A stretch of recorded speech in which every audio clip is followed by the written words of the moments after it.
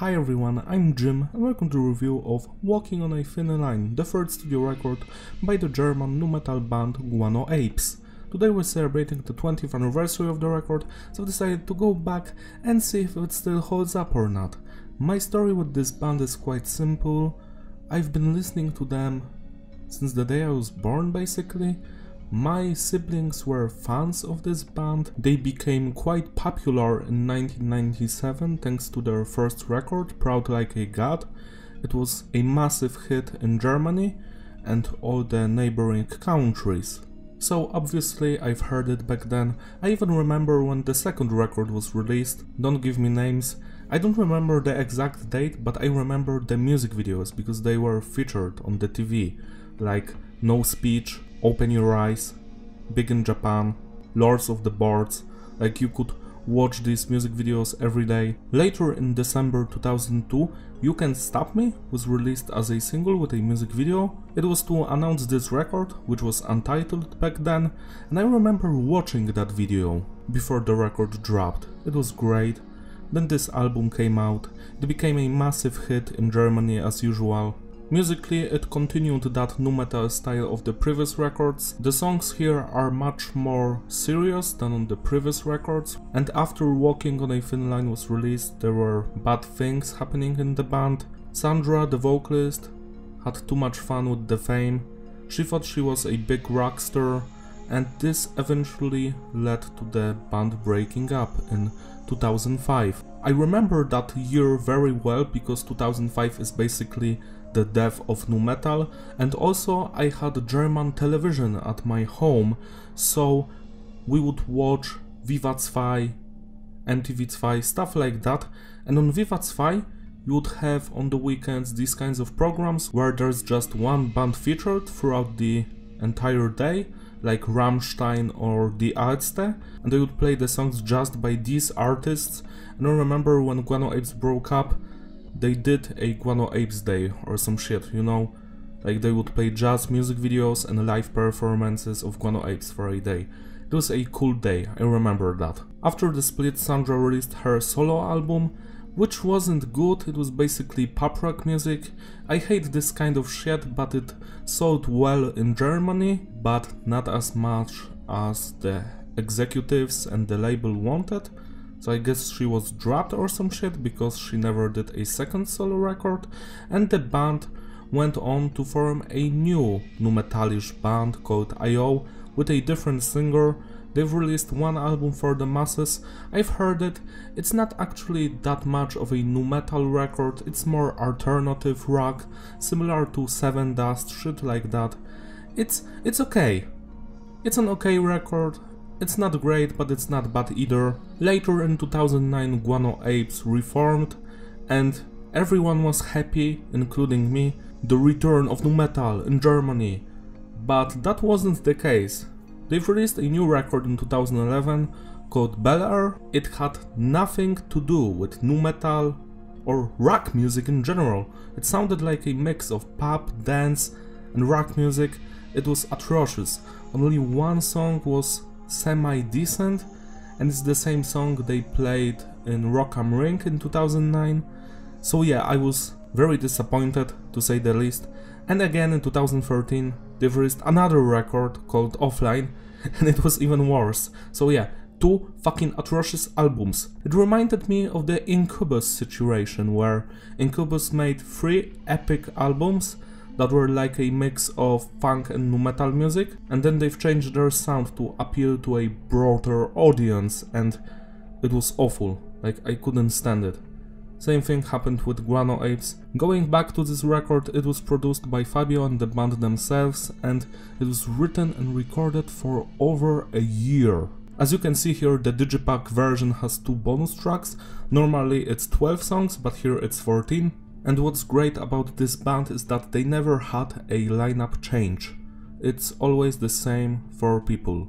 Sandra, the vocalist, the guitarist with a weird German name, bassist Stefan, and drummer Dennis. That's it. Let's start the review. The production is tight, it sounds clean but heavy at the same time. It has that old school feel to it. Message is diverse, songs are about various topics, mostly it's about failed relationships, issues with other people, inner struggles. Structure of the songs is basic, nothing fancy, standard intro, verse, chorus, bridge, chorus, outro, and music is nu metal with some funk and prog elements here and there. The record starts with the lead single You Can't Stop Me. This is basically my childhood. The first thing you will notice about this band is how unique their sound is. The bassist is phenomenal on every track.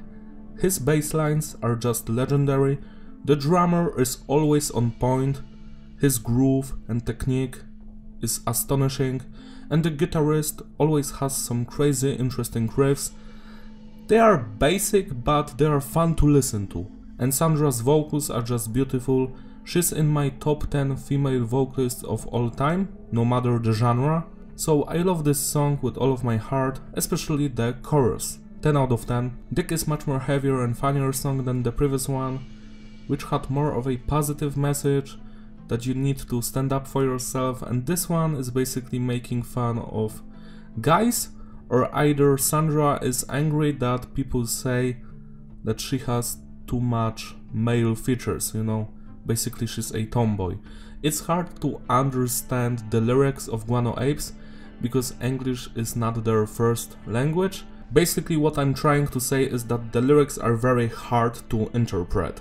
But the song is fire, I love the instrumental work and the vocals are just beautiful. Dick! No Dick! Yeah! I just love it. 10 out of 10. Kiss the Dawn is much more atmospheric than the previous songs. It's slower, it's very melodic, it has that proggy atmosphere about it. I truly enjoy it, especially the chorus yet again. Beautiful singing, beautiful bass lines. But it's not as good as the previous songs. But it's still a banger. 9 out of 10. Pretty in Scarlet is another single and my least favorite song on this record. It's a ballad about love or just having sex. I dig it, but I'm not a big fan of it. It has a nice vibe to it, but for some reason I think it's the weakest track here. 6 out of 10. Diokan is another heavy masterpiece. It's one of the oldest Guano Apes songs. There's a cool compilation called Lost Tapes, which features songs Guano Apes recorded in 1994 and 95, and this is one of them. You can find the early version, which is very similar to this one. They've just added some things here and there. It's an epic song. I love its atmosphere, the anger in it, and the chorus yet again. The chorus is so good. Everything is just so good. 10 out of 10. Electric Nights is a song that is only featured on the Digipack version. I enjoy it a lot, especially the chorus yet again. I don't know why, but Guano Apes is one of those bands where the chorus is always the best, but the verses are also flawless. So it's so fun to listen to. This song is yet again about love or relationship. Diokan on the other hand was about fake people in your life and you want to cut them out or some shit like that. So yeah, cool lyrical themes here and there. This song is just beautiful. I love the instrumental work, the vocals, everything. 10 out of 10. Quietly is another single with a music video. It's one of the most beautiful songs on this record, especially when it comes to the vocals. Sandra is giving us her best performance yet. I just love the verses here and that chorus. It's just legendary. The lyrical theme here is about being in love and seeing how you drift apart from your partner and it makes you sad, but you need to break up. I can actually relate to this one, so it makes me sad a lot. But I love this song. 10 out of 10. High is a song that reminds me of Incubus' third record, Make Yourself. Instrumentally, it has that vibe. I love it. It's a good song, especially the vocals in the chorus are just astonishing. It's not as good as the previous 3 songs, but I still dig it a lot. 9 out of 10. Sing That Song is one of my favorites here. It has that classic Guano Apes vibe to it from the first record. What I don't like about this one is the production. For some reason the snare sounds are on the left side and the bass is on the left side, but the guitars and the other parts are on the right side and the vocals are mixed on the Both sides? You know what I'm saying? Listen to that song right now. What the fuck did they do with the mix? Is this a mistake? I hope it's a mistake. But I was like, is my copy fucked up? Am I fucking stupid? So I went online and I was searching for a normal version and it doesn't exist. If you want to hear normal version of this song, you need to listen to the live performance. Because there, the mix is normal. I have no idea who came up with this fucking shitty idea, but you've ruined the song basically. But I still love it. I still love the instrumental work, the vocals. Sing that song! Yeah, everything is great here. The bass work especially. 10 out of 10. So the song was basically about Guano Apes telling their fans to sing the song. So it's a song for a live concert. Scratch the Pitch is one of the singles. You know what? This is not the best song here. I still enjoy it, especially the chorus, but the verses could have been better. It's kinda similar to Pretty in Scarlet, but it's much more heavier. 7 out of 10. Plastic Mouth is one of the highlights here. I just love that toolish atmosphere of this song. The bassist is phenomenal. I love his work. The drumming great. The guitars also. And those vocals, especially in the chorus, are just straight out of this world. Every element of this song is beautiful. 10 out of 10. Counting the Days is another bonus track from the Digipack version. It's not as good as Electric Nights, but I still think it's a way better song than Scratch the Pitch or Pretty in Scarlet. Amazing chorus here. The verses, they're good, but not as good as the chorus. I don't like the bridge here for some reason. 8 out of 10. Storm, another highlight. I love the verses, they're just so fucking epic. The chorus, not so much. If the chorus was as good as the verses, this would have been 11 out of 10, but chorus is just good, so 10 out of 10. And the final song, Sugar Skin, is a great way to end this record. I love the verses and the vocals, just everything. It's a really good song. 8 out of 10. There are 3 songs that didn't make the cut for the record, but they were featured on the singles. The first one is called Allies. For some reason Sandra is pronouncing it Alice.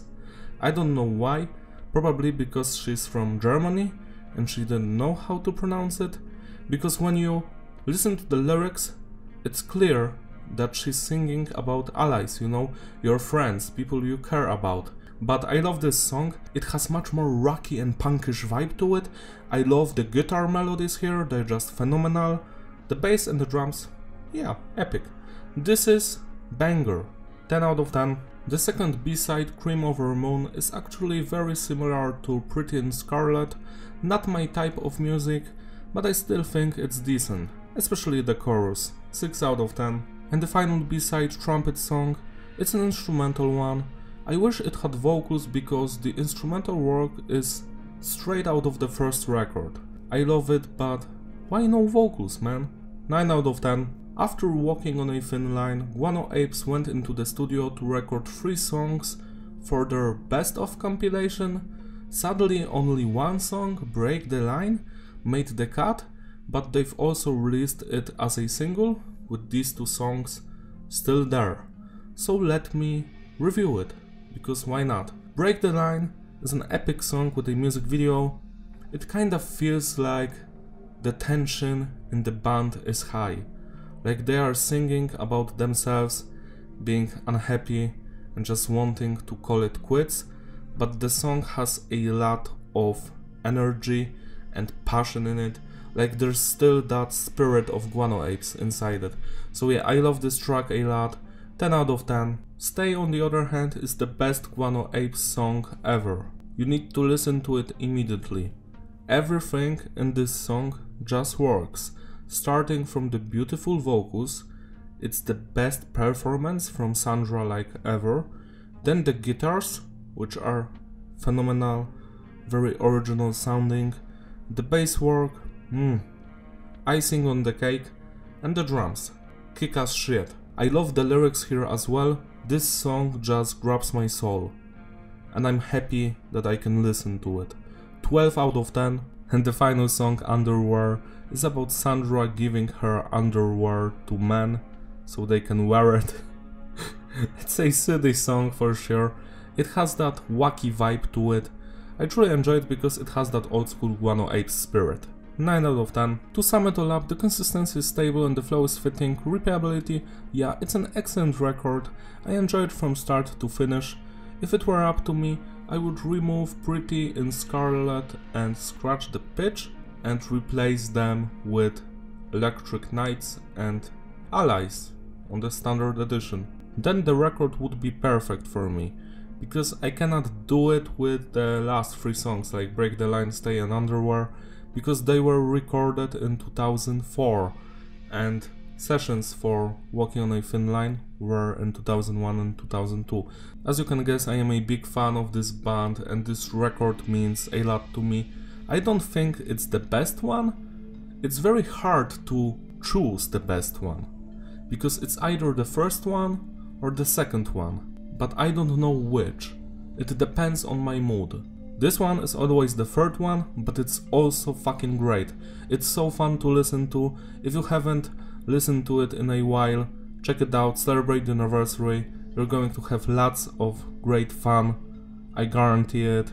What else can I say? I wish Guano Apes will disband or just start playing great music again, because I would love to hear some wacky nu metal shit from them. You know, music with energy and soul, not some manufactured pop garbage that Offline and Bel Air were. Just focus on the first 3 records, which are fun, go buy them right now and listen to them, cherish them forever. That's my message to you. Thank you for watching, don't forget to like and subscribe, and I will see you in my other videos. Bye!